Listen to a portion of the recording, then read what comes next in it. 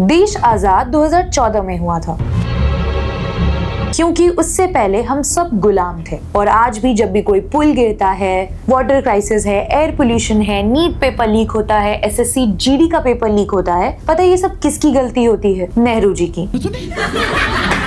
तो चलो इस वीडियो में जानते हैं नेहरू जी के अचीवमेंट्स को और व्हाट्सएप यूनिवर्सिटी के मिथ्स को बर्स्ट करते हैं। सबसे पहले व्हाट्सएप जब हमें नेहरू जी के बारे में बताता है तो सबसे पहले ये बताता है कि उनके पिता मुसलमान थे। व्हाट्सएप हमें ये नहीं बताता कि आज इंडिया जिस डेमोक्रेसी पर बैठी है उसकी फाउंडेशन किसने रखी थी, या फिर वर्ल्ड हमें ग्लोबल सॉफ्ट पावर से जानता है, ये किसकी वजह से हुआ। वो चाहते तो इस डेमोक्रेसी को मार सकते थे, वो भी कोई ऐसी वैसी डेमोक्रेसी नहीं। 1947 के बाद 1951 में इलेक्शंस हुए जिसे फॉरेन ऑब्जर्वर्स ने ऑब्जर्व किया और सक्सेसफुल कहा। सोचो आप, उस टाइम पर यूनिवर्सल अडल्ट फ्रेंचाइज की बात हुई जिसे दुनिया के बहुत सारे देशों में जाना भी नहीं जाता था। इरिस्पेक्टिव ऑफ जेंडर, प्रॉपर्टी, आपको वोटिंग राइट्स मिलेंगे, आप बूढ़े हो, बुजुर्ग हो। फॉरेन ऑब्जर्वर्स ने यह भी कहा था कि इंडिया डेमोक्रेसी रह नहीं पाएगा, डिक्टेटरशिप बन जाएगा और उसके टुकड़े टुकड़े हो जाएंगे। लेकिन इरिस्पेक्टिव ऑफ दिस स्टेटमेंट या इस ऑब्जर्वेशन के, इंडिया एक थ्राइविंग डेमोक्रेसी बना और इसका सबसे बड़ा क्रेडिट जवाहरलाल नेहरू जी को जाता है। आज एक ट्रेंड बन चुका है कि देश में कोई भी प्रॉब्लम होती है, लोग कहने लगते हैं नेहरू जी की गलती है या फिर 70 साल में देश में कुछ नहीं हुआ। 70 साल का तो नहीं पता, लेकिन 17 साल के कार्यकाल में नेहरू जी ने जो चीजें की वो काफी इंटरेस्टिंग है, जिसकी वजह से हम आज भी गर्व फील करते हैं। 1950 में इलेक्शन कमीशन बना, चाहते तो वो उसे अथॉरिटेरियन रूल पर बना सकते थे।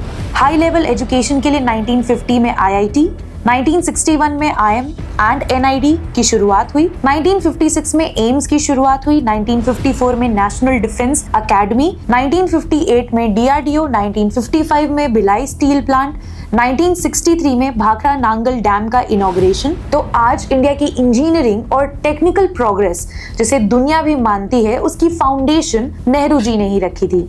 इंडिया जब आजाद हुआ तो ब्रिटिशर्स हमारे लिए 550 प्रिंसली स्टेट्स एक जिगसॉ पजल छोड़कर गए, जिसे इंटीग्रेट करने के लिए जवाहरलाल नेहरू, सरदार वल्लभ भाई पटेल, BP मेनन ने जी जान लगा दी। इंटीग्रेशन ऑफ इंडिया किसी एक दिन या एक साल में नहीं हुआ, ना ही किसी एक बंदे की वजह से हुआ। बहुत टाइम लगा और बहुत मेहनत लगी।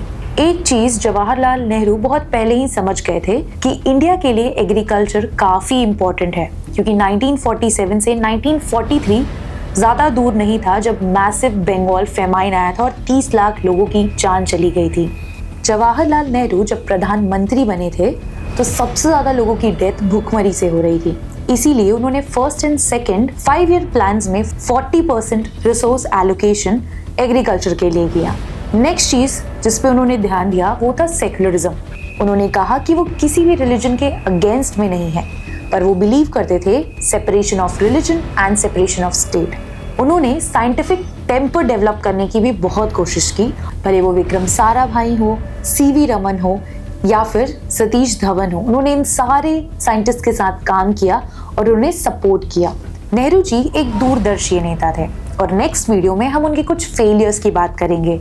Till then, subscribe lock my college and see you in next video.